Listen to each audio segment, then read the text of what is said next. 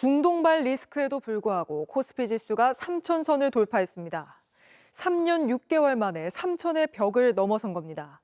대통령실은 코스피 5,000 시대를 열겠다고 밝혔고 G7 정상회의를 마치고 온 이재명 대통령은 AI 산업에 집중하는 행보를 보였는데 이 소식은 잠시 뒤 전해드리고 현재 세차게 내리고 있는 비 소식부터 알아보겠습니다. 본격적인 장마가 시작되면서 어젯밤부터 주택이 물에 잠기고 나무가 쓰러지는 등 피해가 속출했습니다. 주말인 내일까지 최대 180mm가 쏟아질 전망인데 서울 불광천으로 가보겠습니다. 자, 이령 기자, 지금도 비가 쏟아지고 있죠. 하천도 전부 통제 중인가요? 네, 그렇습니다. 저는 지금 서울 불광천에 나와 있는데요. 비가 지금도 세차게 내리고 있습니다. 비가 많이 쏟아지다 보니까 하천 수위가 올라가면서 제가 있는 불광천도 지금 전면적으로 출입이 통제되고 있는 상태입니다.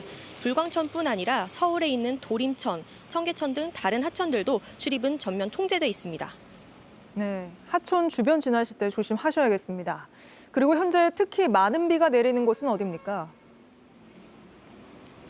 네, 수도권과 강원 북서부 지역엔 일찍부터 호우특보가 내려져 있었습니다. 저녁까지도 수도권에 많은 비가 집중될 예정인데요. 현재는 대전, 세종, 충남, 전북에도 호우주의보가 발효된 상태입니다. 정부는 오늘 오후 2시 30분부로 중앙재난안전대책본부 1단계를 가동하고 상황을 살피고 있습니다. 네, 비 피해가 크진 않을지 걱정인데 지금 피해는 어떻습니까? 네, 어젯밤부터 현재까지 수도권 서북부를 중심으로 많은 비가 내렸고 또 지금도 많이 내리고 있는데요. 인천 금곡엔 170.5mm, 그리고 김포 양촌에는 147.5mm가 왔을 정도로 비가 상당히 집중됐습니다. 이 때문에 피해 신고도 잇따랐는데요. 인천 지역에서는 공동주택이 침수됐다는 신고가 여럿 접수됐습니다. 그리고 경기도 일산에선 지하터널을 지나가던 차량이 물에 잠겨서 차에 타고 있던 사람이 구조되는 일도 있었습니다. 또 강원 춘천시에선 차량이 빗길에 미끄러지면서 난간을 들이받고 전복되는 사고도 났고요. 곳곳에서 나무가 쓰러지거나 길이 침수되는 일들이 빈번하게 발생했습니다. 네, 비가 많이 내려서 올해 처음으로 수문을 연 곳도 있다면서요. 네, 그렇습니다. 춘천댐의 수문이 오늘 오후 1시부터 열렸습니다. 수문 1개를 열고서 초당 180톤의 물을 쏟아내고 있는데요. 비가 더 많이 오면 춘천댐 하류에 있는 다른 댐들, 의암댐 그리고 청평댐의 수문도 열릴 수 있습니다. 네, 그럼 비는 언제까지 얼마나 더 내리는 겁니까? 네, 비는 강한 비구름대가 남쪽으로 이동하고 있기 때문에 충청권, 전라권을 중심으로 강하게 쏟아지겠습니다. 내일까지 수도권 예상 강수량은 10에서 50mm 정도고요. 대전, 충남 남부, 전북은 50에서 150mm로 예보돼 있습니다. 비가 특히 집중되는 곳에선 180mm 이상까지도 내리겠습니다. 무엇보다 안전이 중요하니까요. 하천변에 있는 산책로 그리고 지하차도 같은 곳에는 접근하지 않는 것이 좋겠습니다. 지금까지 서울 불광천에서 JTBC 이희령입니다. 오늘 코스피가 3년 6개월 만에 3,000선을 돌파했습니다. 중동 지역 불안에도 새 정부의 증시 부양 정책 기대감에 외국인 투자자가 대거 몰린 겁니다. 코스피는 새 정부 출범일부터 오늘까지 단 하루를 제외하고 매일 상승했는데 앞으로 전망은 어떨지 정아람 기자가 짚어봤습니다. 오늘 코스피 지수가 3년 반 만에 3,000선을 돌파하며 3,021.84의 거래를 마쳤습니다. 코스피는 새 정부 출범일부터 오늘까지 12거래일 가운데 이스라엘의 이란 공습이 있었던 13일, 단 하루를 빼고 11거래일 동안 상승했습니다. 중동 지정학적 위험에도 국내 증시가 꿋꿋하게 상승 흐름을 이어가고 있는 겁니다. 이달 들어 어제까지 국내 증시는 전달보다 10% 넘게 올랐는데 주요국 중에서도 상승률이 독보적입니다. 저평가돼 있었던 것들이 어느 정도는 이제 정상화된 정도의 수준이고 이제부터는 본격적으로 상승할 수 있는 그 가능성 자체가 열린 시기가 아닌가. 이른바 코스피 5,000 시대를 주창하며 출범한 새 정부의 증시 부양책 기대감이 가장 크게 작용했습니다. 국내 증시를 떠났던 외국인 투자자도 완연한 매수세로 돌아섰는데 대외 여건에 따라 단기 조정은 불가피하더라도 추세적으로 상승 흐름은 이어질 거란 전망입니다. 관세부가 90일 유예했던 게 이제 종료가 되는데 전후 과정에서 어쨌든 미국의 트럼프의 관세 압박은 더 올라올 거거든요. 숨고르기를 하던 좀 땀 좀 식히고 가는 어떤 흐름들은 나타날 수 있겠지만 방향은 여전히 유효하다. 다만 전제 조건은 있습니다. 결국 상승 모멘텀을 유지하기 위해선 경제 전반에서 실질적인 변화가 뒷받침돼야 한다는 지적입니다. 상법 개정이라든지 또는 개인 투자자들을 보호하기 위한 여러 가지 조치들, 시장이 변화의 흐름을 뚜렷하게 인지할 수 있는 그런 상황으로 이어져야 현재의 상승 모멘텀이 계속해서 유지될 가능성이 높다. JTBC 정아람입니다. 코스피 지수가 3천을 돌파한 날 이재명 대통령은 첫 산업 현장 방문지로 울산의 AI 데이터 센터 출범식을 찾았습니다.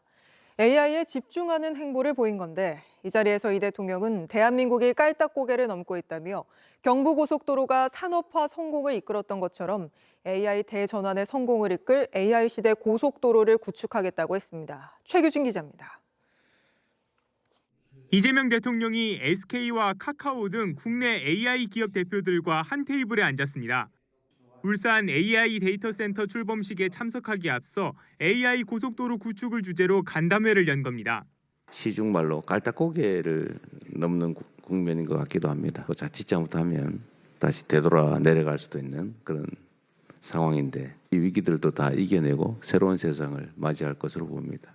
경부고속도로가 산업화 성공을 이끌었던 것처럼 AI 데이터 센터를 시작으로 AI 대전환 성공을 이끌겠다고도 했습니다. 이 대통령이 AI 데이터 센터를 취임 후 첫 산업 현장 방문지로 택한 건 AI 산업 육성에 대한 강력한 의지가 반영된 것으로 풀이됩니다. AI 미래기획수석에 44살의 AI 전문가 하정우 전 네이버 혁신센터장을 임명한 것도 같은 맥락입니다. 이 대통령은 AI 스타트업 펀드 조성 제안에 그 자리에서 긍정적으로 검토하겠다는 뜻을 밝혔습니다. 이것도 규모는 어느 정도 생각하신 거예요? 스타트는 한 10조 원은 돼야 된다고 생각해요. 10조 원 정도, 10조 원 단위.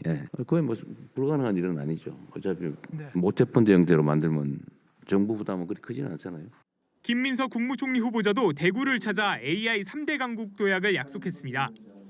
이 대통령은 코스피 3000 시대에도 기대감을 나타냈습니다. 오늘 대한민국 주가가 2992.1을 찍고 있던데 새로운 기대로 오늘을 기해서 3000포인트를 넘어서서 새로운 3000 시대로 나아가면 좋겠습니다. 대통령실 관계자는 이재명 정부의 경제정책에 거는 기대가 크다는 점에서 막중한 책임을 느낀다고 했습니다. JTBC 최규진입니다. 미 국방부가 한국도 나토 국가들처럼 국방비 지출을 국내 총생산, GDP의 5%로 늘려야 한다고 밝혔습니다. 방위비 증액을 넘어 국방비를 현재의 약 2배인 120조 원으로 늘리라는 겁니다. 갓 출범한 이재명 정부 앞에 혹독한 트럼프 안보 청구서가 날아들 걸로 보입니다. 워싱턴에서 정강현 특파원이 보도합니다. 지난달 헤그세스 미 국방장관은 아시아 동맹국들을 향해 청구서를 내밀었습니다. Asian allies should look to countries in Europe as a newfound example. NATO members are pledging to spend 5% of their GDP on defense. 현지 시간 19일 미 국방부는 청구 대상으로 한국을 명시했습니다. 미 국방부는 국방비를 GDP의 5% 수준까지 증액할 필요가 있는 아시아 동맹국에 한국도 포함된다고 밝혔습니다. 한국도 같은 기준이 적용되느냐는 JTBC의 질의에 GDP의 5%를 국방비로 지출하는 게 아시아 동맹의 기준이라고 공식 확인했습니다. 지난해 기준 한국의 국방비는 GDP의 약 2.8%로 약 66조 원 규모입니다. 이걸 5% 수준까지 끌어올리면 국방비는 2배 가까이 늘어나 약 120조 원이 됩니다. 애초 우리 정부는 트럼프 대통령이 현재 1조 5천억 원인 방위비 분담금을 100억 달러, 우리 돈 13조 7천억 원으로 증액하라고 요구할 것으로 예상하고 대비책을 마련 중이었습니다. If I were there now, they'd be paying us $10 billion a year. And you know what? They'd be happy to do it. It's a money machine, South Korea. 하지만 미국이 우리 국방비를 120조 원까지 늘릴 것을 요구한다면 규모나 파급력 면에서 방위비 분담금 증액과는 차원이 다른 문제가 될 수 있습니다. 국방비를 2배 가까이 늘리기 위해선 국가 총예산 규모와 항목을 대폭 수정해야 합니다. 현실성이 높지 않은 데다 단기간에 국민적 합의를 끌어내기도 쉽지 않은 사안입니다. 당장 다음 주 나토 정상회의에서 첫 한미 정상회담이 성사된다면 국방비 증액 문제가 주요 쟁점으로 떠오를 가능성도 배제할 수 없게 됐습니다. 워싱턴에서 JTBC 정강현입니다. 김건희 여사의 주가 조작 공모 의혹, 오늘도 보도 이어가겠습니다. 1차 주가 조작 시기 김 여사에게 4,700만 원이 송금된 사실이 JTBC 보도로 알려지면서 주가 조작 일당이 김 여사에게 원금을 보전해 준 게 아니냐는 의혹이 제기됐습니다. 검찰 재수사팀이 최근 1차 시기 주포를 조사하는 과정에서 김 여사의 손실을 보전해 준 게 맞다고 인정하는 진술을 확보한 걸로 확인됐습니다. 먼저 여도현 기자입니다. JTBC는 지난해 그간 베일에 쌓여있던 도이치모터스 주가 조작 수사 기록과 재판 기록을 연속 보도했습니다. 김 여사는 BP 패밀리, 주가 조작 공범들과 한 배를 탔다, 김 여사만 빠지고 우리만 달리는 거 아니냐 등과 같은 결정적 진술이 존재한다는 사실을 처음으로 보도했습니다. JTBC는 또 1차 주포 이모 씨 측이 김건희 여사에게 수천만 원을 송금한 사실을 보도했습니다. 이 씨의 지인 권모 씨가 2010년 3월 4일 김 여사 계좌로 4,700만 원을 보낸 건데 당시 검찰이 추산한 김 여사의 손실액과 정확히 일치해 원금 보전의 조건이 있었던 것으로 보인다는 의혹을 제기했습니다. 원금을 보전해 준다는 건 시세 조종에 대해 김 여사가 분명히 인식이 있었다는 걸 보여주는 핵심적인 정황입니다. 하지만 이런 사실에도 검찰은 김 여사에 대해 한 차례 그마저도 제3의 장소에서 출정 조사를 한 후 지난해 10월 무혐의 결정을 했습니다. 그런데 올 4월부터 활동을 시작한 재수사팀이 여주교도소에 수감돼 있는 주포 이모 씨로부터 이 금액이 김 여사의 손실을 보전해 준 게 맞다는 취지의 진술을 확보한 것으로 확인됐습니다. 손실 보장 의혹을 이 씨가 인정한 겁니다. 하지만 전임 수사팀은 그 당시 수사팀도 확신이 있던 게 아니라 대충 금액이 비슷해 손실보상금 아니냐고 묻는 것이라며 약정이 사전에 있는지 증거는 없다고 한 바 있습니다. 수익 배분에 대해 김 여사의 육성과 손실 보전에 대한 진술까지 나오면서 수사는 탄력을 받을 전망입니다. JTBC 여도현입니다. JTBC 뉴스를 시청해 주셔서 고맙습니다. 저희는 저녁 6시 30분 뉴스룸에서 뵙겠습니다.